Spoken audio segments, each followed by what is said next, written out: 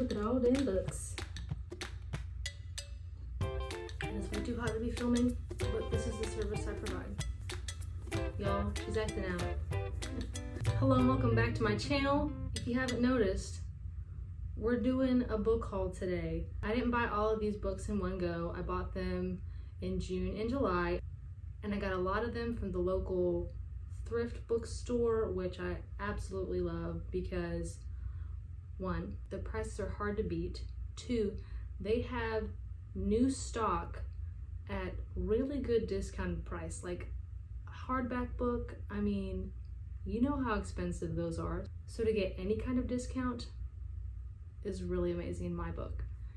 And they have this thing where you can turn in your used books and get store credit. And then the store credit can go to half of your purchase. So if you've never been to a used bookstore, you should really check out your local one because they may be a true gem, like this old girl is.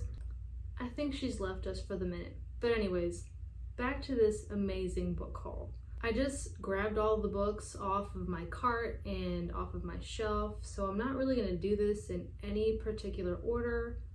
Let's just jump right in. So I got the Diary of Anne Frank at the used bookstore just because I never had to read it in school and I was really interested in reading it simply because it's just one of those classics. I did start it and I liked how she's outside. One moment. I liked how witty she was, and either boys really liked Anne or she was very, very confident of herself. Neither of which are bad, but I do plan on reading this at some point.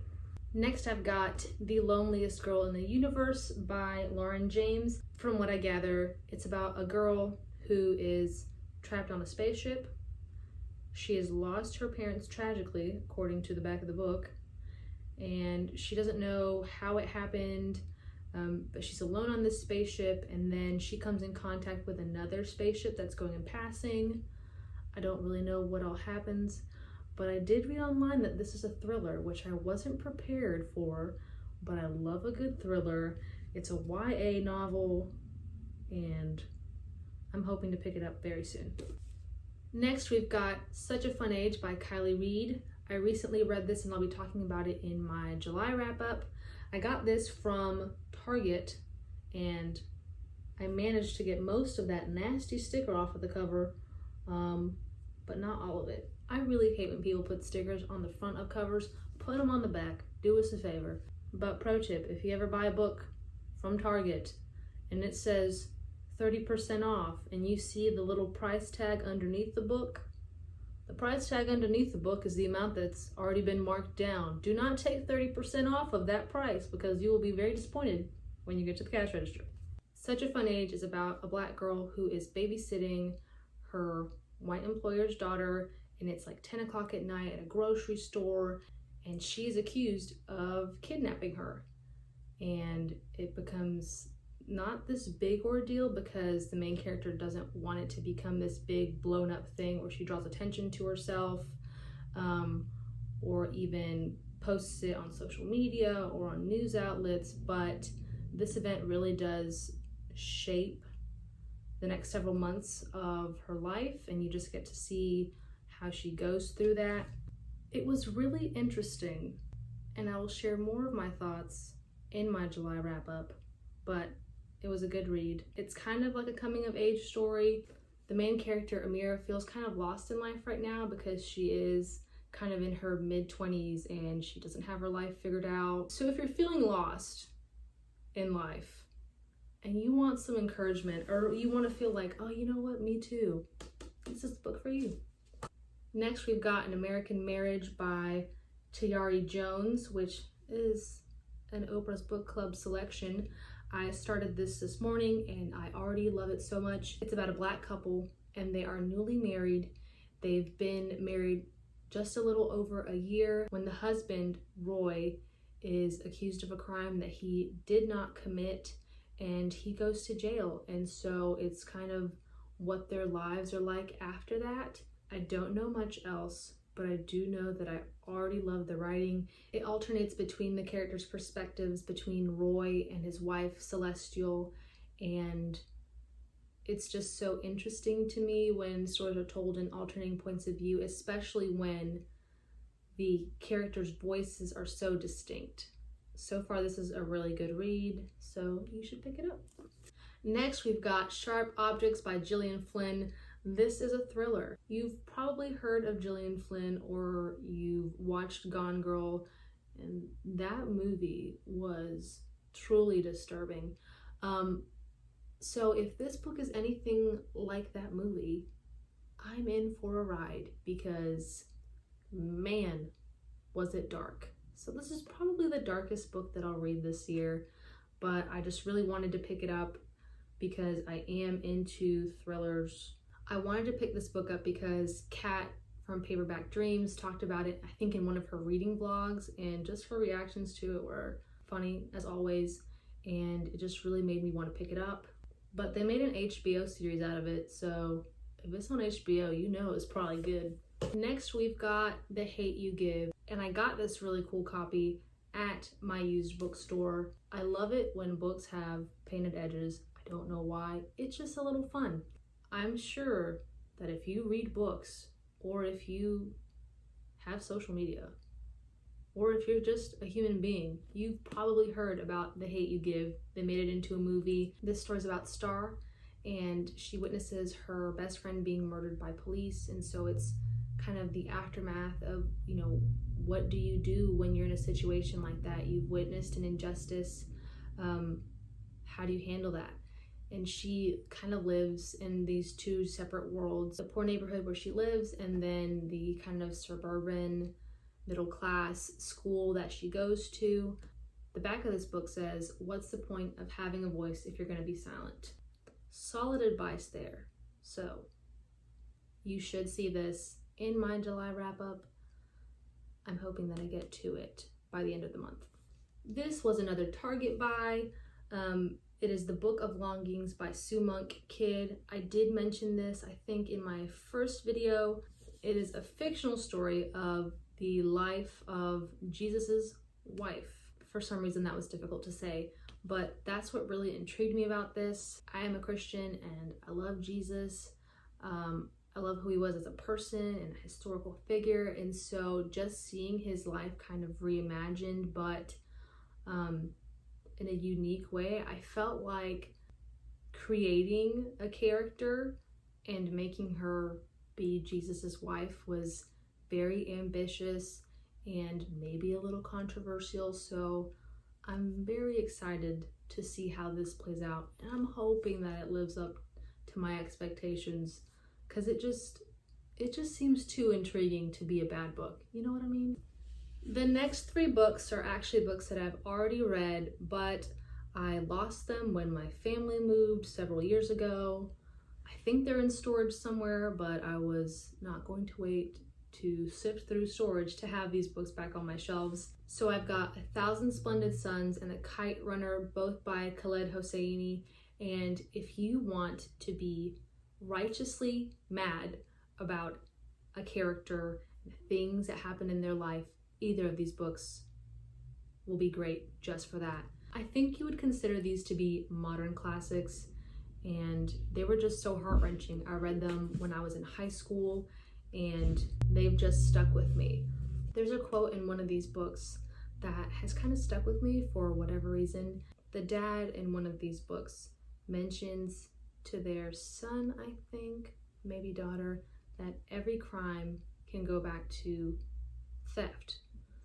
So if you lie to someone, you're robbing them of the truth. And I just thought that is such an interesting concept. It's been a while since I've read either of these books, but I am going to read them again at some point because they were just so good.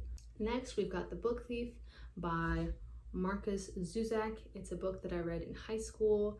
It's actually my high school lit teacher's favorite book. It's about a girl, her name is Liesel, and it's during, the Nazis being in Germany, and she falls in love with books and readings, and she steals them at Nazi book burnings or afterwards, And this book is really unique because it's told from the perspective of death. And that is such a unique way to tell a story, especially one that is based in a time period when there was so much death. I haven't read this book in over 15 years, which is really crazy to think about, that I am that old. Hold on, 15 years. That can't be right. More like 12 years. 13. I'm 27. I was in high school. You do the math. But I really want to reread this book just because it is so unique, and I remember it being really good. I think I may have cried, but that shouldn't come as a surprise. Next, I've got a couple of books that I bought from Books A Million. This one I just finished, and wow. I can't wait to talk about this in my wrap up because it was quite the read.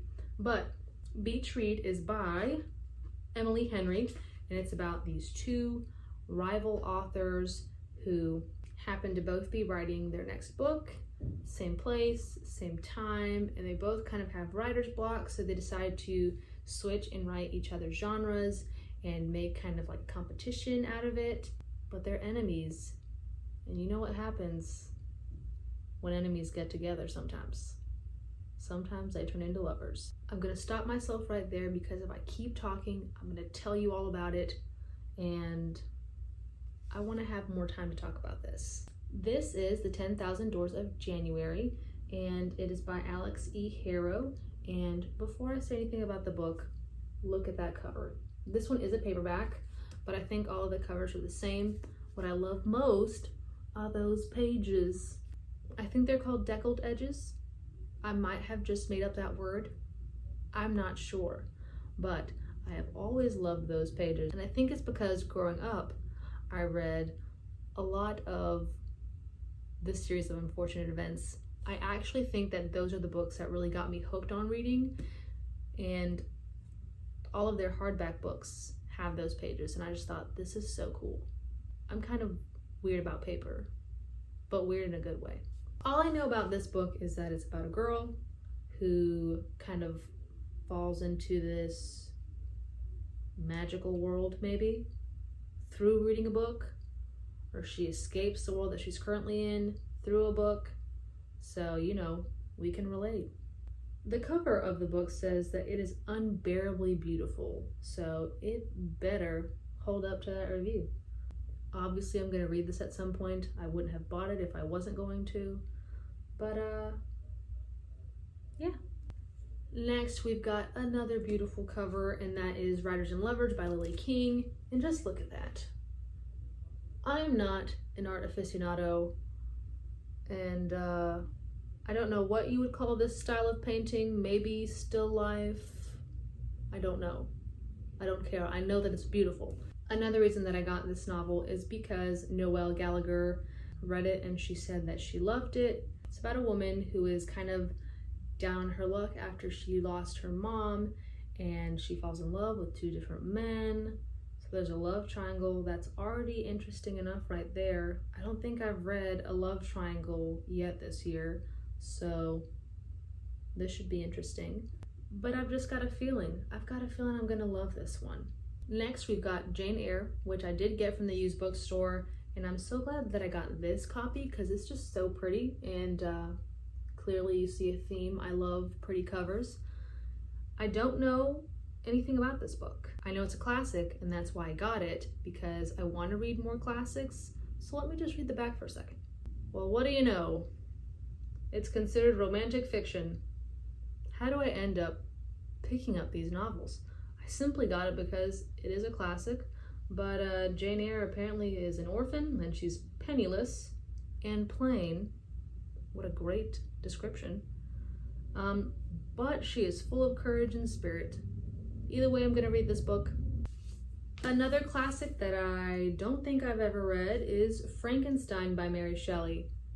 Why did I buy this book? Because it's a classic. If you read books, I feel like you should read classics. You know what I'm saying?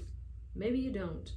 Come to think of it, I think I have read this book. I feel like it was required reading in high school. But anyways, you probably know the story of Frankenstein. It's about this scientist dude. That sounds really, really articulate and professional. It's about this guy, and he makes a monster. Frankenstein is actually the doctor. Anyways, whatever he is, he makes a monster, and I'm pretty sure the monster escapes. Let's say the monster escapes. But I will be rereading this at some point because clearly I don't remember a whole lot about it other than, the basic general stuff that everyone knows. But I love the idea that Mary Shelley wrote this when she was 18 years old, but then she had to publish it anonymously because who was going to publish a girl's work, especially at 18? I think they made a movie about it. I want to watch that. If you've seen it, let me know what you thought. But yes, another great used bookstore find. Another book that I got from Gottwal's, which is the used bookstore, was The Girl Who Drank the Moon. And this is a hardback, and I got it for $7, and it was originally $17. Yet again, what a steal. This is a middle grades novel, and it's about this town, and every year they think that they have to sacrifice a child to this witch who lives on the outskirts of town. What they don't know is that the witch doesn't sacrifice the children. The witch actually takes these babies and feeds them starlight and then gives them to families who want them on the other side of the forest. But one year, one of the babies drinks too much of the moon, and so the witch ends up keeping her. I've got a feeling that this is going to be like a really heartwarming middle grades novel. I've heard a lot of good things about this book, and I think it won an award. I think it did.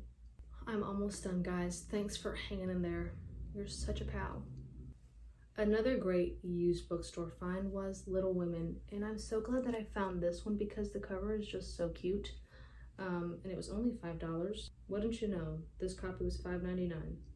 So I didn't save much, but those pennies and dimes, they add up. Anyways, I bought this book because it's my mom's favorite book. I've seen the movie, but I've never read the book. And again, I needed another classic, but it's about these 4 sisters growing up in England. And you know the rest. Maybe you don't, but there's heartache involved and sisterly bonds. Really, I just bought this copy because of the cover and so that I could finally talk to my mom about this book. I have never read Jane Austen. I've never read Pride and Prejudice. I've watched the movie. Oddly enough, I didn't buy that book. Instead, I bought Persuasion because I heard it was really good, and also I liked the premise.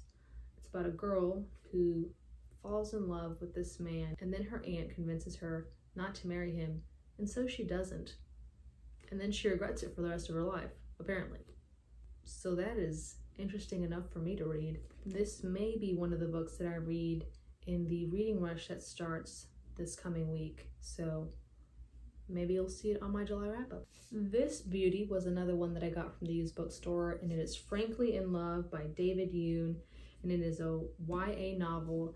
It's about this Korean boy whose parents expect him to marry a nice Korean girl, but he falls in love with an American girl, and so he doesn't want his parents to know, and he has one of his friends who's also Korean pretend to be his girlfriend. So that looks like a setup for heartbreak, and I'm here for it. I probably won't be picking this one up anytime soon just because I've been reading a lot of romance, and it's not on purpose, but it's also not on accident, I guess. It just is what it is. Next, we've got American Dirt by Janine Cummins, and this is another Oprah's Book Club book, and it is about this woman and her son. They live in Mexico, and she owns a bookstore, and her husband is a journalist. Her husband has just done a tell-all story on this huge drug lord, and one day that drug lord walks into her bookstore, and so she gets spooked and she escapes with her and her son to America. So I'm really interested to see how this book is going to play out. I may save this one for Hispanic Heritage Month along with a couple of other books that I just got, but I'm really looking forward to reading this one. The next 3 books that I got from the bargain section at Books A Million, and I don't know why I don't go there more often. Why do I just pick up those full price books before I go perusing the other aisles? I don't know why, but I think I'm going to more often just because they're steals, my friend. This is Modern Lovers by Emma Straub, and she has also written another book that's been pretty popular on BookTube and Instagram, which is All Adults Here, and I've got that book. I bought that one first. I still haven't read it, so I really just took a risk in buying another novel of hers, but it's about a group of friends whose kids have grown up together, and now their kids are all getting in relationships with each other, so it's probably complicated. I don't know. I just really like the premise, but more than that, I love the color of this book, and I need some more color on my shelves, you know? Next, we've got Turtles All the Way Down by John Green. I was really glad that this one was bargain priced, simply because I heard that it was really interesting. It's about the main character, and they've got OCD, and so you kind of get to see what it's like to be in the mind of someone who's got OCD. Apparently there's some kind of mystery or crime that they're trying to solve, and so that is enough to get anyone's wheels turning, but especially someone with OCD. At least I hope it's OCD. I hope I'm not saying that it's the wrong thing. I can't remember if it's OCD or Asperger's or autism, but whatever it is, I'm just really excited to read this book because I am always so fascinated to know how other people's minds work. Next, we've got An Absolutely Remarkable Thing by Hank Green. This book is not new at all. His second book, I think, is actually the sequel to this one, just came out. And I wasn't really planning on buying it, but again, it was $6. It's kind of hard to resist. But I read the first page and it just seemed so interesting to me, so I'm glad that I got it. I'm gonna read it for you now. Look, I'm aware that you're here for an epic tale of intrigue and mystery and adventure and near death and actual death, but in order to get to that, unless you want to skip to chapter 13, I'm not your boss. You're going to have to deal with the fact that I, April May, first of all, that's kind of comical. I don't know why, but I feel bad if that's someone's actual name, so please forgive me. In addition to being one of the most important things that has ever happened to the human race, am also a woman in her 20s who has made some mistakes. I am in the wonderful position of having you by the short hairs. I have the story, and so I get to tell it to you the way I want. That means you get to understand me, not just my story. So don't be surprised if there's some drama. I mean, come on. That seems pretty good to me. I saved these three for last because they are all written by Hispanic authors. Something that I've realized this year in reading is how much I needed to hear Hispanic stories. I'm Puerto Rican and my family moved to America whenever I was 5 years old, so it's the majority of what I've known, and I grew up reading, but there weren't really a lot of Hispanic characters in the books that I read, and it wasn't something that I realized that I needed in my life until this past year when I read The Poet X and With the Fire on High. I read those books and just cried, not just because they were incredibly written, but also because I felt so seen. When you grow up and the majority of the representation that you see of people who look like you is people who are housekeepers or illegal immigrants or sexy exotic mistresses, you just want more. You want more stories of people who are like you. And so I have been on the search for more books about Hispanic people or written by Hispanics just because I need to read that. I need to see it. And it has been so comforting to read those kinds of stories because it makes you realize, like, hey, little brown girl, your story matters. Your story is worth telling, and I feel like that is important for anyone. If you feel like your life or your story doesn't matter, then find a book that has a character like you, and I can't tell you the kind of comfort that it'll probably give you. And then read stories about people who aren't like you, because other people's stories matter too. The first book that I got was How the Garcia Girls Lost Their Accents by Julia Alvarez. I got this at the used bookstore, and I'm so glad that I got it there instead of Books A Million, simply because, again, because of a recurring theme, look at that cover. The reason that I love this cover is because I have two great uncles who are artists in Puerto Rico. One of them did pass away about 10 years ago, but when I saw this cover, it looked just like the kind of paintings that he did, and it just really warmed my heart. But this story is about a family and these sisters who have to flee because their father is in a coup to overthrow a dictator, and so they have to flee to the Bronx. And it's just about them and getting acclimated to American culture and trying to make themselves seem more American. And it just seems like it's going to be such a good story.